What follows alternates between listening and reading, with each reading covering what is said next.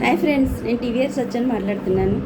ఈరోజు నేను శ్రీ వివేకానంద జీవిత చరిత్రలో పార్ట్ 5లో విశ్వవిద్యాలయ జీవితం వివేకానంద గురించి చెప్తున్నాను. ఓకే ఫ్రెండ్స్,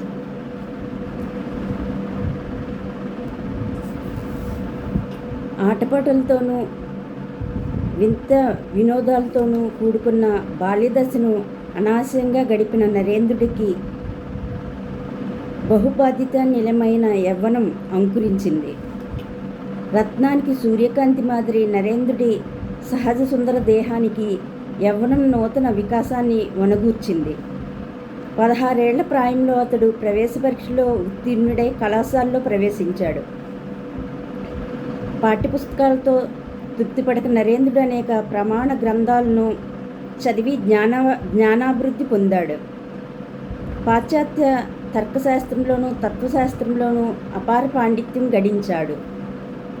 అంతేగాక ఆంగ్ల భాషా పారంగతుడై వ్యాసరచనలోనూ ప్రవచనాల్లోనూ అంకుట శ్రద్ధ పూని విద్యార్థులందరిలో అగ్రగణ్యుడయ్యాడు. అద్భుతమైన తన వాగ్దాటితో కళాశాలలోని చర్చావేదికను కొత్త వికాసాన్ని స్ఫూర్తిని కలిగించాడు.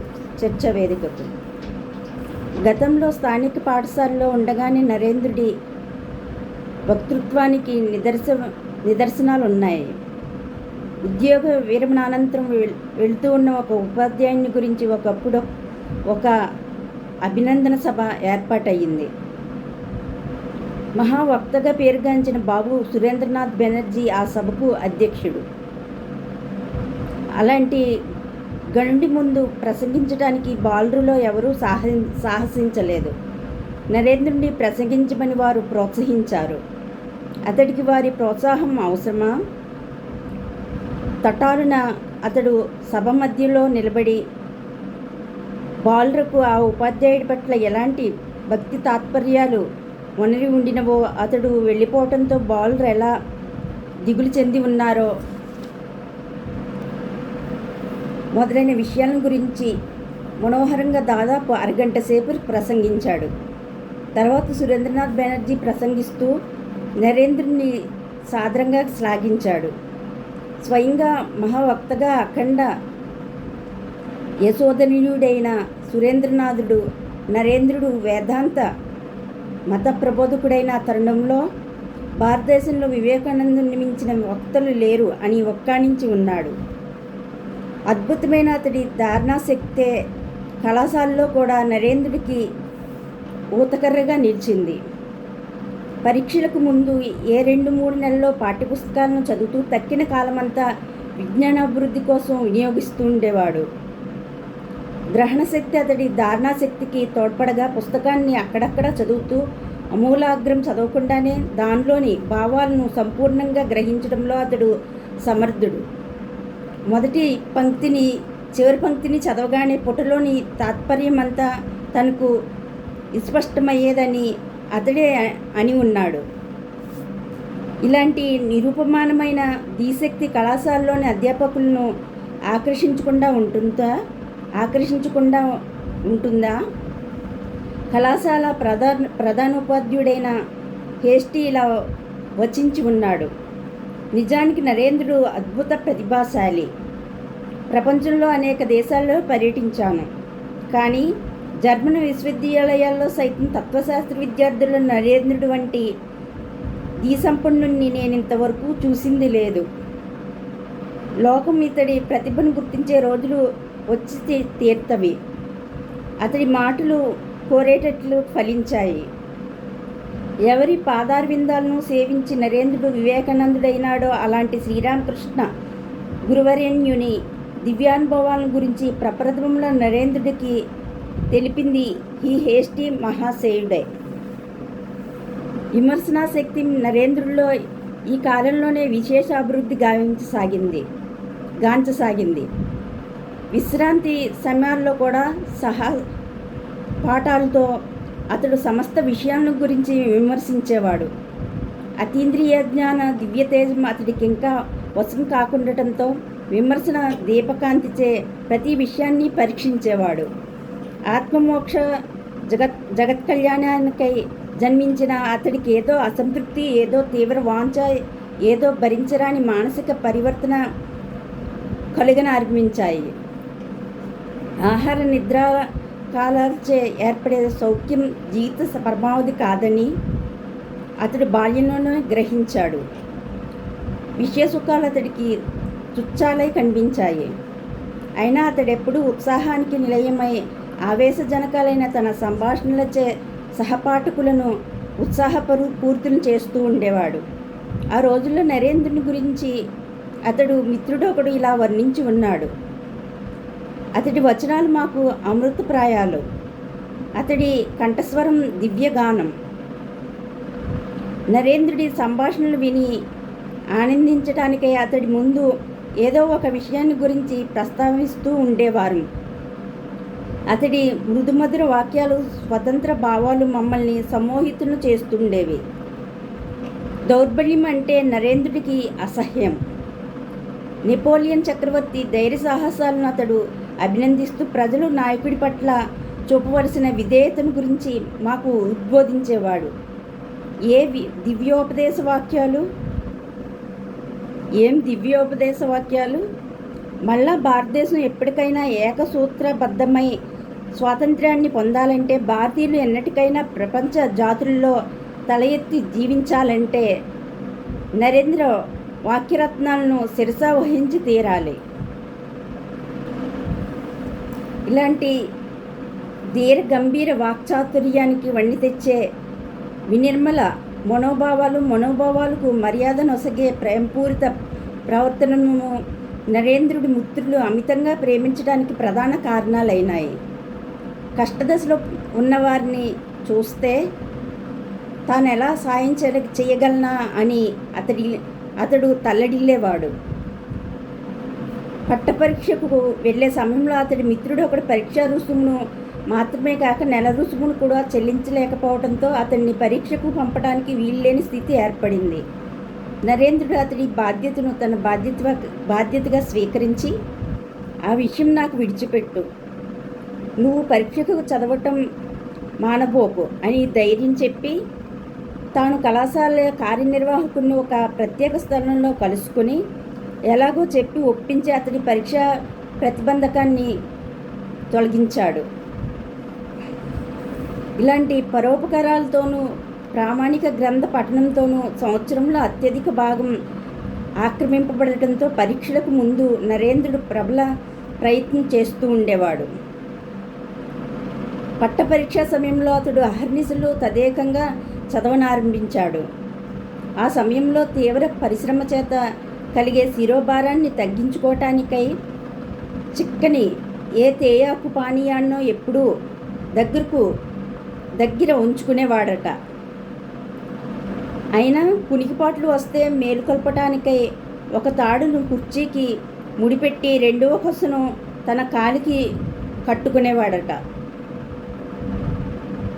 సుకుమారుడని నిద్రాదేవి అతన్ని కరుణించేటప్పుడల్లా కాలి తాడు చివుక్కున లాగి సరస్వతీదేవిని స్మరింపచేస్తుండేది. విద్యాతురాణం నసుకున్ ననిద్ర అని విన్నాం కదా. మానసిక ప్రవర్తన పుస్తకాల్లో ఏముంది? భగవత్ సాన్నిధ్యంలో పాండిత్యం ఎందుకు? పరీక్ష దినాన నరేంద్రుడికి ఈ అభిప్రాయం కలిగింది. పారమార్థిక భావాలు అతడి హృదయంలో పొంగి పొరిలాయి. అలాంటి భక్తి పారవస్యంలో పరమేశ్వర పాదారవిందార్పిత మానసుడై కీర్తిస్తూ సహపాఠుల గది గుమ్మం వద్ద నరేంద్రుడు నిలబడ్డాడు. బ్రహ్మానందం అతడి వదనంలో మూర్తీభవించింది. అది ప్రభాత సమయం. బాలురు ఇంకా నిద్రిస్తున్నారు. ఆ దివ్యగానాన్ని విని మేలుకుని వారు తలుపులు తెరిచారు. పుస్తకహస్తుడైన నరేంద్రుడు ఎట్ట ఎదుట నిలబడి ఉన్నాడు. నాడు పుస్తకాన్ని విప్పలేదు. పరీక్షకు ఒక రోజు గడువు ఉంది. ఆ రోజు గానంతో గడిచింది. భగవంతుణ్ణి అతడు ఇలా కీర్తింపసాగాడు: ఓయి నరేంద్ర, పరీక్షలకు చదవటం పూర్తయిందా అని పాటులు ప్రశ్నించగా, ఆహా అంటూ మళ్ళా పాడనారంభించాడు. ఎందుకు నీ భావస్థితిని నిర్ణయించుకుని తనుగుణంగా వర్తించవు? లోకంలో నీకు సదవకాశాలు అనేకం ఉన్నవే, వాటిని ఎందుకు పాడు చేసుకుంటావు అని ఒక మిత్రుడు పలికాడు. అప్పుడు నరేంద్రుడు ప్రాపంచికోన్నత్యం పట్ల తనకు వాంఛ కలగకపోలేదని చూడగా అది తృణప్రాయమని, సమస్తం నాశవంతమని, నశించే విషయాలకై పాకులాడడం పిచ్చి అని ఉపన్యాసాన్నిచ్చి దీర్ఘ శ్వాస పురస్పరంగా మళ్ళా ఇలా అన్నాడు. సన్యాస జీవితాన్ని గురించి ఎంతో ఆలోచించాను. కాలుణ్ణి ఎదిర్చి నిలబడే అతడి ఘనతే ఘనత. లోకుల రీతిలో అతడు నశ్వర భోగాలకై పాకులాడక శాశ్వతానంద ప్రాప్తి కోసం యత్నిస్తాడు. విద్యార్థులు నిశ్చేష్టులై విన్నారు. నరేంద్రుడు మౌనంగా ఉండగా చిరపరిచితుడైన ఇంకొక మిత్రుడు వచ్చి, సన్యాసం నిన్ను లోకానికి కూడా చేరుస్తుంది అన్నాడు. చిరునవ్వే నరేంద్రుడి సమాధానం. అప్పుడు ఆ మిత్రుడు మళ్ళా, ఇతడు దక్షిణేశ్వరంలో ఒక ముసలి వ్యక్తిని కలుసుకోవటమే ఇంత పుట్టిమునుకకు కారణం. అతడెవరో రామకృష్ణుడట, పరమహంసట. ఎంతసేపు జపమో తపమో అని దేవులాడుతూ తరచూ సమాధి స్థితిని పొందుతాడట. ప్రపంచ జ్ఞానం లేని ఆ సన్యాసి నరేంద్రుడి ఆశయాలన్నింటినీ నట్టేట కలుపుతున్నాడు అని పలికి, నరేంద్ర, నువ్వు బాగుపడదలుచుకుంటే ఇక అతడి వద్దకు పోవద్దని హెచ్చరించాడు. ఇంతలో చీకటి పడింది. నరేంద్రుడి వదనంలో గాంభీర్యం చోటు చేసుకుంది. అతడేదో దీర్ఘాలోచనలో ఉన్నాడు. మాట్లాడవేమిటి నరేంద్ర అని మిత్రుడు పలకరించగా నరేంద్రుడు మృదువచనాలతో ఇలా అన్నాడు. ఓయి, నీకు తెలియదు, ఆ వృద్ధుడు మహానీయుడైన ఆ శ్రీరామకృష్ణుడిపై నాకెందుచేతనో ప్రీతి జనించింది. ఇలా అని అక్కడి నుంచి లేచి తన గదికెళ్ళి కొంతసేపు విచారించి భగవత్ సంకీర్తన గావించి పునరానంద భరితుడయ్యాడు. పాఠాలు చదువుతూ మధ్య మధ్య నరేంద్రుడు ఈ గదిలోనే ఉత్సాహంతో పాడుతూ ఉండేవాడు. ఎదురింట్లో ఉంటున్న ఒక బాలవితంతు నరేంద్రుడి గది కిటికీ వద్దకు వచ్చి అతడికి తెలియకుండా గానాన్ని విని ఆనందిస్తూ ఉండేది. ఒకరోజు ఆమె తెగింపుతో నరేంద్రుడు గది గుమ్మం వద్దకు వచ్చి మోహ విశేషతగా నిలబడింది. నరేంద్రుడు ఇస్మతుడే ఆమెకు సాష్టాంగ నమస్కారం చేసి, తల్లి తల్లి, ఎందుకు నువ్వు వచ్చావు? నువ్వు నా తల్లివి సుమా అన్నాడు. ఆ యువతి నరేంద్రుడి మనోభావాన్ని గ్రహించి వెనక్కు తిరిగిపోయింది. మరునాడే నరేంద్రుడు ఆ గది నుంచి తన బస్సును మార్చి మరెన్నడూ ఆమె కంటపడలేదు. అహ్మద్ ఖాన్, వేణి గుప్తా అనే సుప్రసిద్ధ గాయకుల వద్ద నరేంద్రుడు 4-5 ఏళ్ళు శాస్త్రోక్తంగా గానం అభ్యసించి గీతావాద్యాల్లో ప్రావీణ్యుడైనాడు.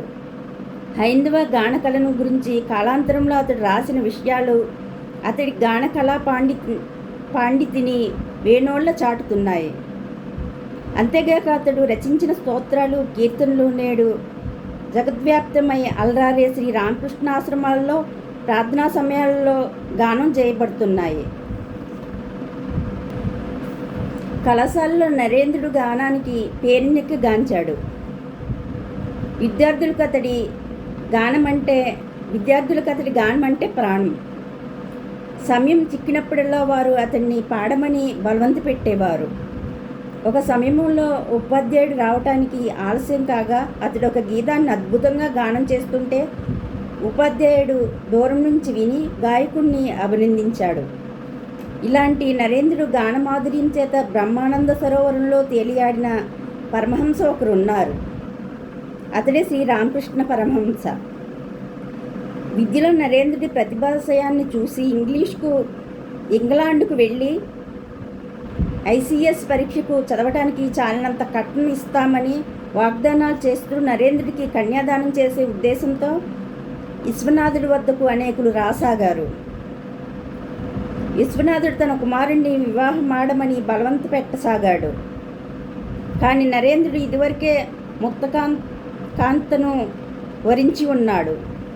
కుమారుణ్ణి ప్రోత్సహించే విశ్వనాథుడు ప్రయత్నాలన్నీ విఫలమైనాయి. భగవత్ సందర్శనానికై నరేంద్రుడి వాంఛ మరింత తీవ్రమైంది. నరేంద్రుడు ఈ సమయంలోనే బ్రహ్మ సమాజంలో చేరి తత్కార్యక్రమాల్లో పాల్గొంటూ ఉండేవాడు. భగవంతుడు నిరాకారుడైన సగుణుడని బ్రహ్మ సమాజస్థుడు భావిస్తారు. అయినా విశుద్ధ హృదయుడైన భక్తుడు ప్రార్థిస్తే భగవంతుడు సాకారుడే ప్రత్యక్షమే తీరుతాడని నరేంద్రుడు విశ్వసించాడు. భగవత్ సాక్షాత్కారాన్ని పొందకుంటే జీవితం నిరర్ధకమని అతడు భావించాడు. యవ్వన ప్రోద్భావం నుంచి నరేంద్రుడికి నిద్రా సమయంలో పరస్పర భిన్నాలైన జీవిత దృశ్యాలు రెండు మనోవీధిలో స్పష్టంగా కానవచ్చేవి. భార్యపుత్రులతో గృహారామాలతో కీర్తి ప్రతిష్టలతో సకల ఐశ్వర్య సంపద్విలాస వైభవోపేతమై లౌకికానందమైన గృహస్థ జీవన దృశ్యం ఒకవైపున సమస్తం త్యజించి లభించింది తింటూ ప్రాప్తించిన తావులో నిద్రిస్తూ పరమేశ్వరైకార్పితమానుడై దుఃఖ్యాతిథుడై బ్రహ్మానందామృత పానమత్తుడై శరీరాన్ని మరిచి నిరంతర వినిర్మల స్వేచ్ఛతో పర్యటించే పరివ్రాజకుడి దివ్య జీవన దృశ్యం మరొక వైపున రత్నకాంతులతో చిత్రితాలై అతడి కళ్ళెదుట కనిపిస్తూ ఉండేవి. దేన్ని విసర్జించడం, దేన్ని స్వీకరించడం? అంతర్ముఖుడైన కొద్దీ నరేంద్రుడికి సన్యాస జీవన దృశ్యం సాంసారిక జీవన దృశ్యం కంటే సహస్ర గుణాధిక సౌందర్య సమన్వితమై గోచరించసాగింది. మేరు పర్వతానికి ఆవగింజకు, సూర్యుడికి మినుగురు పురుగు, సముద్రానికి పిల్లకాలుకు ఎంతటి వ్యత్యాసం ఉందో సన్యాస జీవనానికి గృహస్థ జీవనానికి అంతటి వ్యత్యాసం ఉందని అతడికి తట్టింది. సర్వసంగ పరిత్యాగం ఒకటే తనకు వర్ణీయమని అతడు నిశ్చయించుకున్నాడు. బ్రహ్మ సమాజం నరేంద్రుడికి మనశ్శాంతిని కలిగించలేకపోయింది. భగవత్ సాక్షాత్కారమే తనకు వాంఛనీయమైనప్పుడు బ్రహ్మ సమాజంలో చేరటానికి పూర్వం తన ఆదర్శం ఎంత దూరంలో ఉండినదో ఇప్పుడు అంతే దూరంలో ఉందని అతడు గ్రహించాడు. గురుజనుల్లో మహర్షి దేవేంద్రనాథ్ ఠాగూర్ అగ్రగణ్యుడని విని మిత్రులతో కలిసి నరేంద్రుడు అతన్ని ఇదివరలోనే సందర్శించి ఉన్నాడు. ఆ సమయంలో మహర్షి ధ్యానాన్ని తీవ్రంగా చేయమని వానికి ఉపదేశించాడు. భగవత్ సందర్శనానికై భగవత్ సందర్శన వాంఛతో పరితపిస్తున్న నరేంద్రుడు తిరిగి దేవేంద్రనాథ్ ఠాగూర్ సుముఖానికి వెళ్ళాడు. దేవేంద్రనాథుడి గృహద్వారం కాస్త మూయబడి ఉంది. నరేంద్రుడు తలుపు తెరవగానే ధ్యాన నిమగ్నుడై మహర్షి కళ్ళు తెరిచి ఎదుటి నరేంద్రుడిని చూశాడు. నరేంద్రుడి ముఖంలో భగవదావేశం మూర్తిభవించి ఉంది. అతడి కళ్ళు దివ్య తేజోపుంజాలను వెలువరిస్తూ ఉన్నాయి. నరేంద్రుడికి ఆకస్మిక ఆగమనం మహర్షికి నివ్వెరపాటు కలిగించింది. మహర్షి తనను పలకరించక మునిపే, మహాశయ, తాము దేవుణ్ణి చూశారా అని నరేంద్రుడు ఆవేశపూరితుడై అడిగాడు. నరేంద్రుడి ప్రశ్నకు దేవేంద్రుడు జవాబు ఇవ్వలేక, వత్స, నీవి యోగి నేత్రాలంటూ మౌనం వహించాడు. నరేంద్రుడు నిరాశతో వెనుకకు మరలాడు. నిజానికి మహర్షి భగవంతుని దర్శించాడా లేదని నరేంద్రుడికి అతడికి అంతరాత్మ తెలిపింది. భగవత్ సందర్శనానికే ఇక నరేంద్రుడి పరితాపం ఊహాతీతం. సమస్త వేదాలు, సమస్త శాస్త్రాలు, సమస్త విద్యలు భగవంతుడిని చూపలేకుంటే నిష్ప్రయోజనకంగా అనిపించాయి. భగవంతుడు ఉన్నాడు అంటే అతడికి తృప్తి లేదు. అనా భగవంతుణ్ణి చూడాలి, తాను ఆ భగవంతుణ్ణి చూడాలి, చూసే తీరాలి. ఇదే అతడి పరమ సంకల్పం. ఈ సంకల్పం నెరవేరే వరకు నరేంద్రుడికి మనశ్శాంతి లేదు.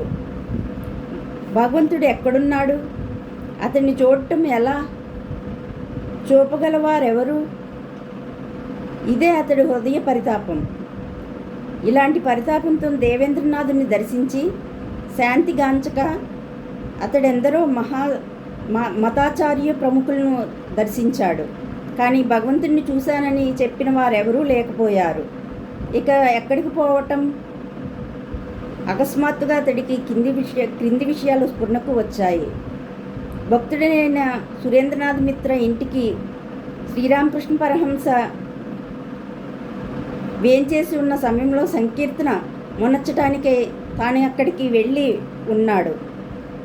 తన గానమాధుర్యంతో శ్రీరామకృష్ణుడు బ్రహ్మానంద పరవశుడై తన స్థితిగతులను గురించి వాకబు చేయటమే కాక దక్షిణేశ్వరానికి రమ్మని తనను ఆహ్వానించాడు. ఇక నరేంద్రుడు అక్కడికి వెళ్ళి శ్రీరామకృష్ణులను ప్రశ్నించ సంకల్పించాడు. నరేంద్రుడి ప్రశ్నకు శ్రీరామకృష్ణుడు ఎలాంటి సమాధానం ఇచ్చాడో, శ్రీరామకృష్ణ సూర్య కరస్పర్శనంతో అతడి హృదయ కమలం ఎలా వికసించిందో మున్ముందు చూస్తాం. ఓకే ఫ్రెండ్స్, శ్రీ వివేకానంద జీవిత చరిత్రలో పార్ట్ 5 అయింది. నెక్స్ట్ పార్ట్ 6లో శ్రీరామకృష్ణుడు గురించి చెప్తాను. వివేకానంద జీవిత చరిత్రలో పార్ట్ 6లో శ్రీరామకృష్ణుడి గురించి చెప్తాను నెక్స్ట్. ఓకే ఫ్రెండ్స్, నేను చెప్తాను శ్రీ వివేకానంద జీవిత చరిత్ర మీకు నచ్చినట్లయితే లైక్ చేయండి, షేర్ చేయండి, సబ్స్క్రైబ్ చేయండి. ఒకవేళ నేను చెప్తున్న శ్రీ వివేకానంద జీవిత చరిత్రలో ఏమన్నా మిస్టేక్స్ ఏమైనా ఉంటే దయచేసి నేను క్షమించండి. Okay friends, thank you, bye.